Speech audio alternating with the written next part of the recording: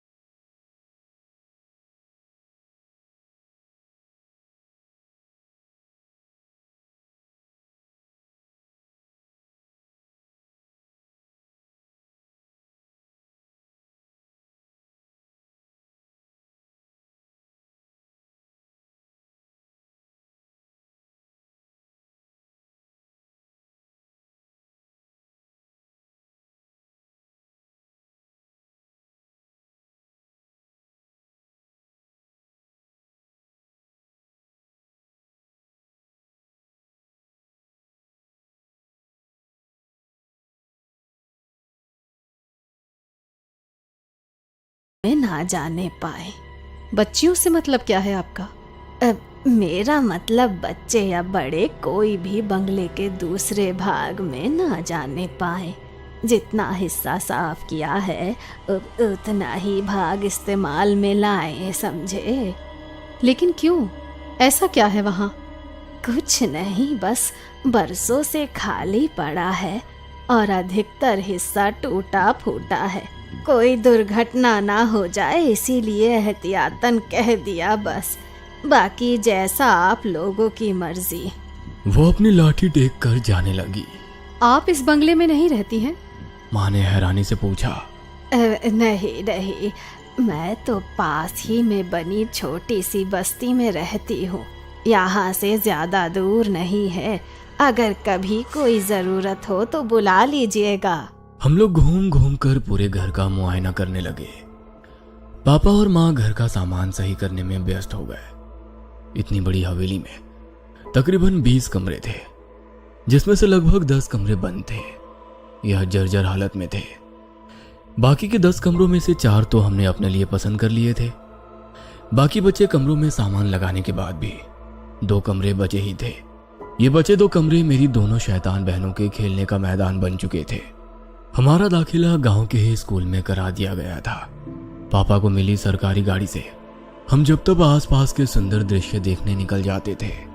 पहाड़ी इलाके बेहद खूबसूरत होते हैं। पहाड़ों में प्राकृतिक सुंदरता के अतिरिक्त एक और चीज बहुत प्रसिद्ध होती है, वो है यहाँ के काले जादू और भूत प्रेत की कहानियां।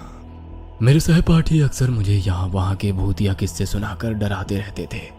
मैं भी घर आकर अपने छोटे भाई बहनों को डराने के उद्देश्य से वो कहानियां और भी मिर्च मसाला लगाकर सुनाता। जब वो तीनों अक्सर डर से रोने लगते तो मुझे अपनी जीत का एहसास होता और मेरे चेहरे पर मुस्कान खिल जाती। हमें यहाँ आए अभी कुछ ही दिन हुए थे। मैं छोटे भाई सचिन के साथ क्रिकेट खेल रहा था। मुझसे तीनों बच्चों का ख्याल रखने का बोलकर माँ काम निपटाकर निश्चिंत होकर सोने चली गई थी। दोनों छोटी बहनें भी खाली पड़े कमरों में धमा चौकड़ी मचा रही थी। जाने क्या हुआ, अचानक एक तेज चीख की आवाज सुनाई पड़ी। मैं और सचिन बैट बॉल वहीं फेंक कर तेजी से अंदर की ओर भागे। चीख की आवाज सुनकर माँ भी अपने कमरे से दौड़ती हुई बाहर निकल आई थी। हम दौड़ते हुए हॉल में पहुंचे। वहां कोई नहीं दिखाई दे रहा था। सोनी के रोने की लगातार आवाजें आ रही थी। मुझे समझती देर ना लगी कि सोनी की रोने की आवाज हवेली के दूसरी भाग से आ रही है। मैंने सचिन का हाथ पकड़ा और दौड़ते हुए हवेली के वर्जित भाग में घुस गया। हर तरफ मकड़ी के जाले और धूल का अंबार लगा हुआ था। सामने देखा तो विनी नीचे बेहोश पड़ी थी और सोनी उसके पास खड़ी जोर जोर से रो रही थी। लगभग उसी समय माँ भी हमारे पास पहुंची। विनी को बेहोशी की हालत में देखकर माँ की चीख निकल गई। किसी तरह विनी को लेकर हम बाहर हवादार कमरे में आए। सोनी को पुचकार कर चुप कराने के बाद मैंने उससे पूछा, तुम चीखी क्यों और विनी कैसे बेहोश हो गई? भैया, मैं नहीं चीखी। मैं तो विनी को खोजती हुई बाहर हॉल में गई थी। वो शायद अंदर वाले कमरे में छिपने गई थी। उसकी चीख की आवाज सुनकर मैं भाग कर आई तो वो ऐसे नीचे पड़ी हुई थी। सोनी ने सुबकते हुए बताया। माँ विनी को देखकर रोने लगी थी। मेरी हालत भी खराब हुए जा रही थी। माँ को संभालूं, सोनी को संभालूं या फिर बेहोश पड़ी विनी को देखूं। सचिन दौड़कर 2 गिलास पानी ले आया। एक गिलास माँ को थमाकर दूसरे से विनी के चेहरे पर छींटे मारे तो वो धीरे धीरे होश में आने लगी। विनी को कुशल मंगल देखकर माँ और सोनी का रोना थम गया था। माँ ने प्यार से विनी के सर पर हाथ रखकर पूछा, क्या हुआ बेटा, तुम बेहोश कैसे हो गई? वो मैं छिपने के लिए जगह ढूंढ रही थी। वहाँ उस कमरे के दरवाजे पर साकल बंद थी और उस पर रक्षा सूत्र बंधा हुआ था। मैंने उसे खोलकर कमरे में जैसे ही प्रवेश किया, वहाँ सब धुआं धुआं सा दिखने लगा। कुछ अजीब सी महक आ रही थी। वहीं से मैंने बाहर निकलने की कोशिश की तो लगा जैसे बाहर आने का रास्ता ही खो गया है। मुझे बहुत डर लग रहा था, इसीलिए मैं डर के मारे चीख पड़ी। उसके बाद मुझे नहीं पता मैं यहाँ कैसे आई। विनी ने पानी पीते हुए बताया, मतलब तुम कमरे के अंदर थी तो बाहर कैसे नहीं?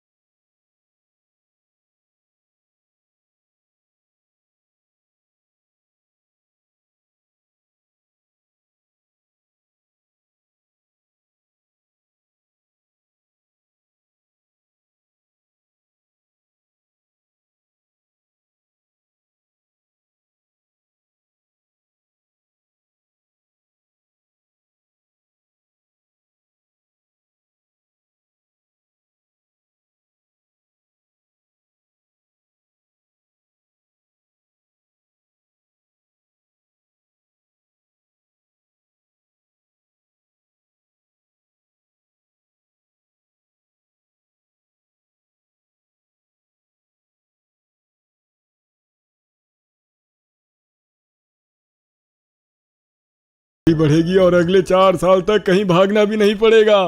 पापा ने खुश होकर कहा। प्रमोशन की खबर ने हम सबके चेहरे पर मुस्कान ला दी थी। पापा विनी को मिठाई खिलाने लगे तो विनी पापा का हाथ झटक कर अंदर भाग गई। पापा के प्रमोशन होने के बाद अब घर में पैसों की कोई दिक्कत नहीं थी।